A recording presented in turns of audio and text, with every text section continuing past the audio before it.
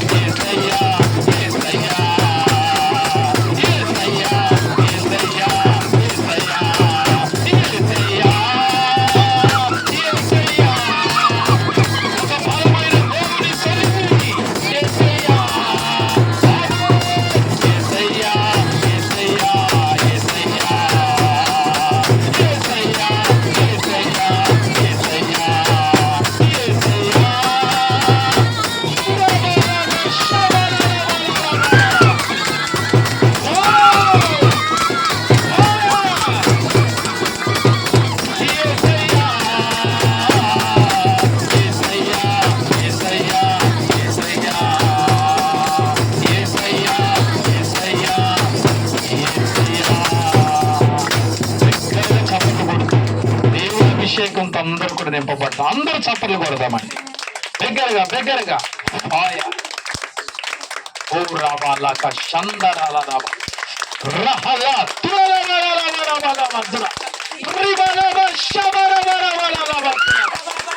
అగ్ని దేవుని ప్రభావం తమ జనులను ఆవరించగా అదుగో అదుగో అదుగో ఒక బలమైన ఉజ్జీవం ఈ తరలోని ప్రారంభించబడగా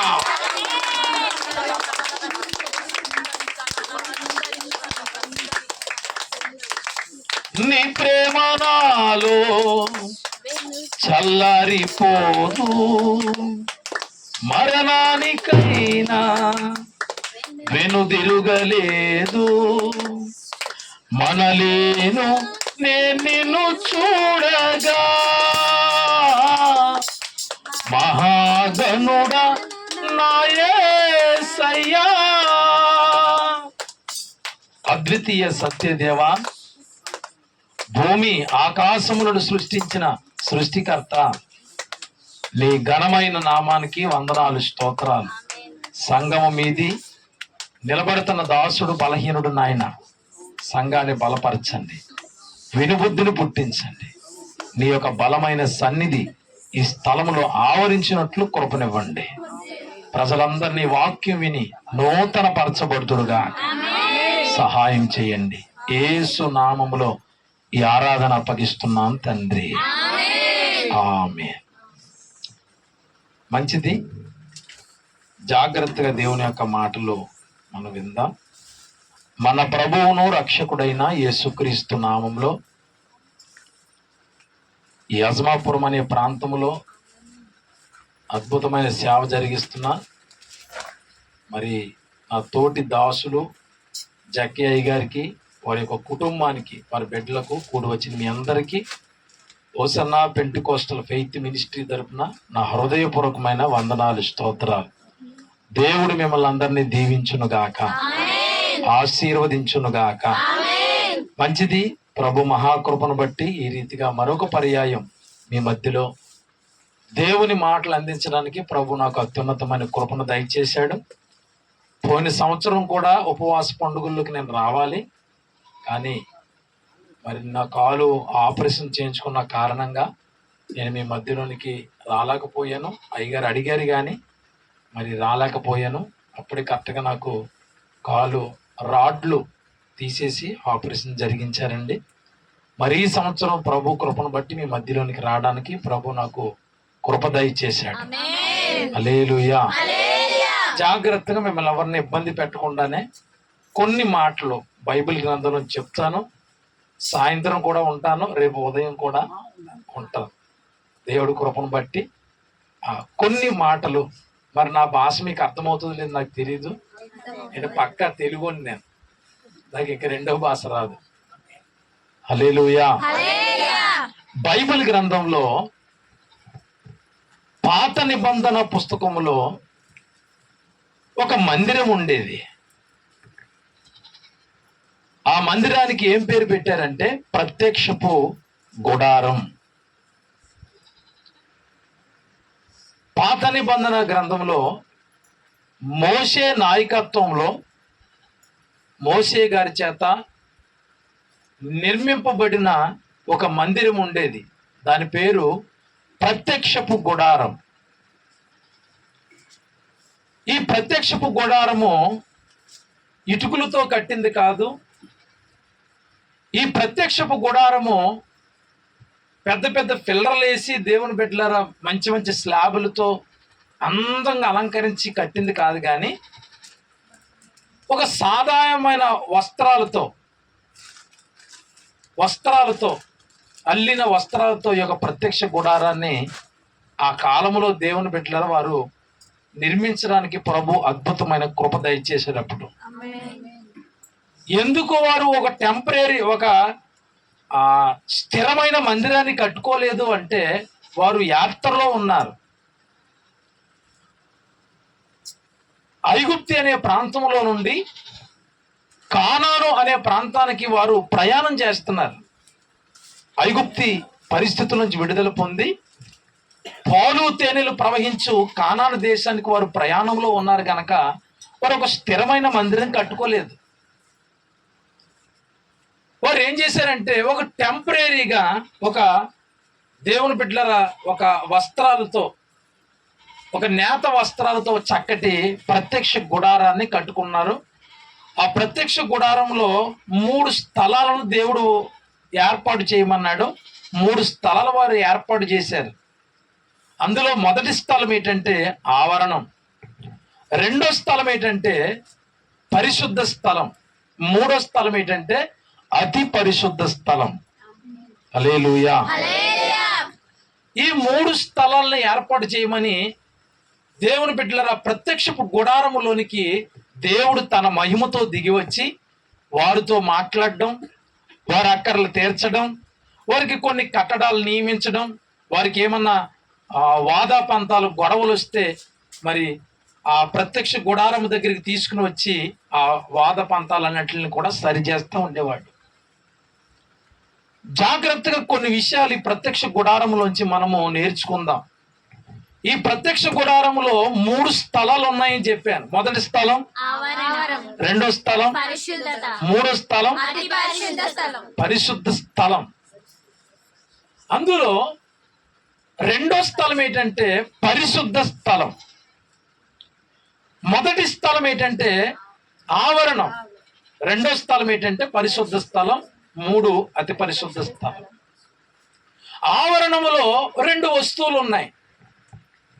ఏంటి 2 వస్తువులు అంటే ఏమండి, గంగాలం అంటే దాని నిండా నీళ్లు వేస్తారు. ఆ ప్రత్యక్ష గుడారంలో ఎవరైనా దేవుని పని చేయడానికి వస్తే ఆ గంగాలంలో చేతులు కాళ్ళు కడుక్కొని శుద్ధీకరించుకుని లోపల మరి దేవుని యొక్క పని చేస్తారు. దాని పక్కనే బలిపీఠం, ఎవరైనా పాపం చేసి మరి దానికి పాప శుద్ధి కలిగించుకోవడానికి లేదా ఈ యొక్క పాపానికి పరిహారం కలిగించుకోవడానికి ఒక కోడిను మేకను తెస్తే ఆ గుడారములో పనిచేసే యాజకులు లేవీలు ఆ యొక్క బలిని తీసుకుని ఆ బలిపీఠం మీద వేసినప్పుడు ఎవరైతే ఆ బలి తెచ్చారో ఆ యొక్క వ్యక్తికి పాపశుద్ధి కలిగేది. Praise the Lord. అలాగనే అతి పరిశుద్ధ స్థలంలో కూడా దేవుని బిడ్డలో ఒక వస్తువు ఉంది, నిబంధన మందసం. అయితే పరిశుద్ధ స్థలంలో 3 వస్తువులు ఉన్నాయి. ఒకటి దేవుని బిడ్డల దీపవృక్షం, సువర్ణ ధూపార్తి. రెండోదిగా సువర్ణ ధూపార్తి, ఒకటేమో దీపవృక్షం. ఇక మూడోదిగా సముఖపు రొట్టెల బల్ల. మూడోది ఏముందండి? సముఖపు రొట్టెల బల్ల. ఈ రోజు మనం మాట్లాడుకోబోయే సబ్జెక్ట్ ఏంటంటే సముఖపు రొట్టెల బల్ల మీద ఉన్న కొన్ని విషయాలను మీతో పంచుకోవాలని నా ప్రార్థనలో ప్రభు నన్ను ప్రేరేపించాడు. ఒక మంచిగా 2 చేతులు ఎత్తి హల్లెలూయా చెప్తామా? కొంచెం గట్టిగా, ఎంత చెబితే అంత ఆరోగ్యం అండి. హల్లెలూయా. ఈ పరిశుద్ధ స్థలంలో ఈరోజు మనం చెప్పుకోబోయే పాఠం ఏంటంటే దేవుని బిడ్డలారా అండి, సముఖపు రొట్టెల బల్ల. అంటే పరిశుద్ధ స్థలములో ఒక బల్ల ఉంటుంది. ఆ బల్ల మీద దాదాపుగా 12 రొట్టెలు ఉంటాయి.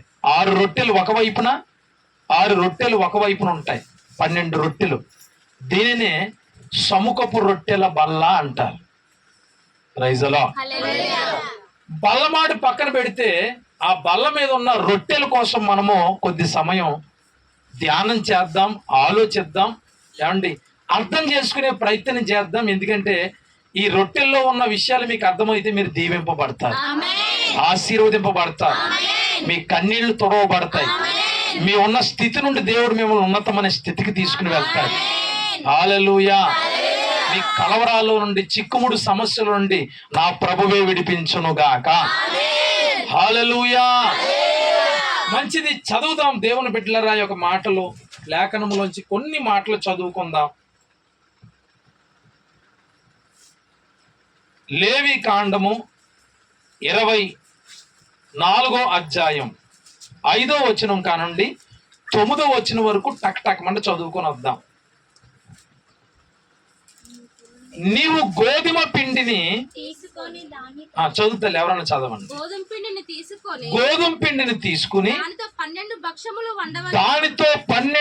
భక్ష్యములు లేదా 12 రొట్టెలు వండవలెను. ఒక్కొక్క భక్ష్యమును సేరు పిండి ఉండవలెను.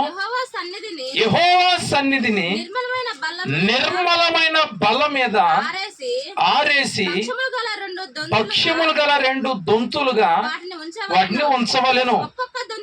ఒక్కొక్క దొంతి మీద స్వచ్ఛమైన సాంబ్రాణి ఉంచవలెను.